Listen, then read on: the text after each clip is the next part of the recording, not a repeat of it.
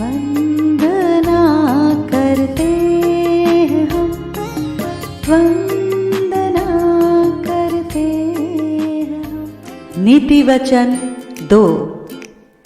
हे मेरे पुत्र, यदि तू मेरे वचन ग्रहण करे और मेरी आज्ञाओं को अपने हृदय में रख छोड़े और बुद्धि की बात ध्यान से सुने और समझ की बात मन लगाकर सोचे और प्रवीणता और समझ के लिए अति यत्न से पुकारे और उसको चांदी के समान ढूंढे और गुप्त धन के समान उसकी खोज में लगा रहे, तो तू यहोवा के भय को समझेगा और परमेश्वर का ज्ञान तुझे प्राप्त होगा, क्योंकि बुद्धि यहोवा ही देता है। ज्ञान और समझ की बातें उसी के मुंह से निकलती हैं। वो सीधे लोगों के लिए खरी बुद्धि रख छोड़ता है। जो खराई से चलता है उनके लिए वो ढाल ठहरता है। वो न्याय के पथों की देखभाल करता और अपने भक्तों के मार्ग की रक्षा करता है।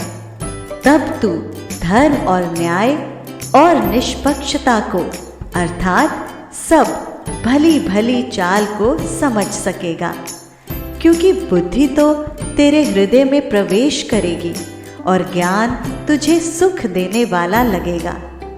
विवेक तुझे सुरक्षित रखेगा और समझ तेरी रक्षक होगी, ताकि तुझे बुराई के मार्ग से और उलट फेर की बातों के कहने वालों से बचाए, जो खराई के मार्ग को छोड़ देते हैं ताकि अंधेरे मार्ग में चलें, जो बुराई करने से आनंदित होते हैं और दुष्ट जन की उलट फेर की बातों में मगन रहते हैं, जिनकी चाल चलन टेढ़ी मेढ़ी और जिनके मार्ग बिगड़े हुए हैं।